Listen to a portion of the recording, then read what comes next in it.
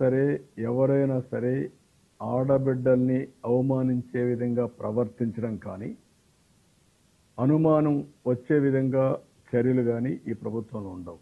ఏదున్నా నివృత్తి చేసే బాధ్యత మాది. నేను జరిగినప్పటి నుంచి నేను ఫాలో అవుతున్నాను. ఎప్పటికప్పుడు నేనే మనుషులు పంపించి ఇక్కడి నుంచి టీములు పంపించి ఎంక్వైరీ చేయించాను. నిన్న కూడా ఒక మహిళా ఆఫీసర్ పిల్లలు ఎమోషన్లో ఉన్నారు. ఎమోషన్లో ఉన్నప్పుడు ఆ డిస్టర్బెన్స్లో ఉండి ఏ విధంగా వాళ్ళ మనోభావాలు దెబ్బతిన్నాయి, లేదంటే ఎవరు క్రియేట్ చేశారు అనేది వేరే విషయం. ఎమోషనల్ డిస్టర్బెన్స్ ఉన్నప్పుడు మనం కూడా వాళ్ళని కాన్ఫిడెన్స్ తీసుకొని జరిగితే వాళ్ళని నిర్మోహమాటంగా యాక్ట్ చేయడం, జరగకపోతే మనం వాస్తవాలు చెప్పడం. ఇవన్నీ చేయాలంటే ఓపిక ఉండాలా, ప్రాపర్ మెకానిజం ఉండాలా. ఈ రెండు లేకుండా ఇష్ట ప్రకారం చేయడం కరెక్ట్ కాదు. నేను కొన్ని మంది చూశాను, ఇష్టానుసారంగా 300 వీడియోలు తీసేశారు, లేకుంటే ఫోన్లో అంతా చేసేశారు. ఏదో మొత్తం హాస్టల్స్ రాష్ట్రం అంతా ఇదే జరిగిపోతా ఉంది. బుద్ధి జ్ఞానం మీకు కూడా ఆడబిడ్డలు ఉంటే మారి ప్రవర్తించరు. కొంచెమైనా విజ్ఞత ఉండాలి మీకు. ఎక్కడైనా సరే నీ దగ్గర ఎవిడెన్స్ ఉంటే ఇవ్వాలి, నీకు తెలిస్తే చెప్పాలి.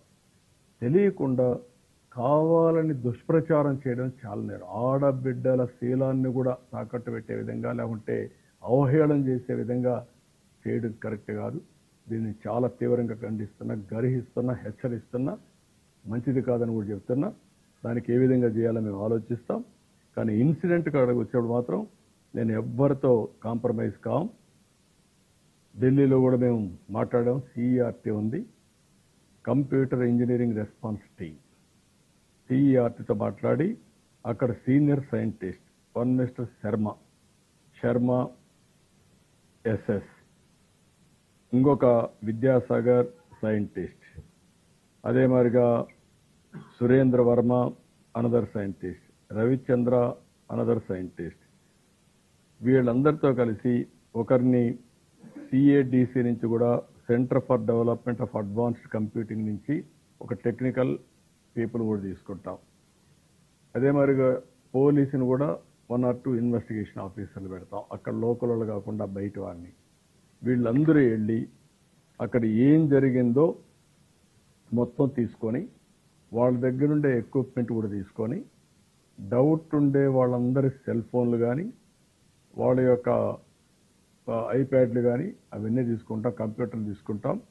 మొత్తం అనలైజ్ చేసి వాస్తవాలు ఉంటే ఎవడు ఇన్వాల్వ్ అయినా వదిలిపెట్టాం, వాస్తవాలను బయట చేసుకొస్తాం. దీన్ని అనవసరంగా క్యాంపెయిన్ చేయడం, దుష్ప్రచారం చేయడం మానుకొని ఎవరి దగ్గర ఎవిడెన్స్ ఉన్నా ఆ ఎవిడెన్స్ పంపేయండి. వాళ్ళ మీద ఎంత కఠినంగా